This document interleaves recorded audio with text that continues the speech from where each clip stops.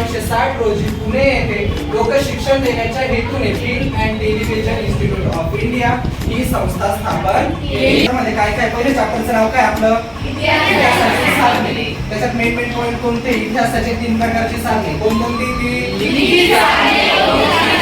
आणि कोणती साधने अजून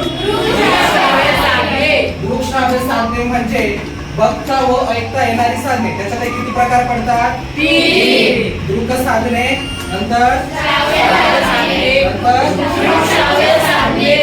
हा झाला तुमचा साधनाचा प्रकार. नंतर आहे FTII. आता FTII चा फुल फॉर्म काय आहे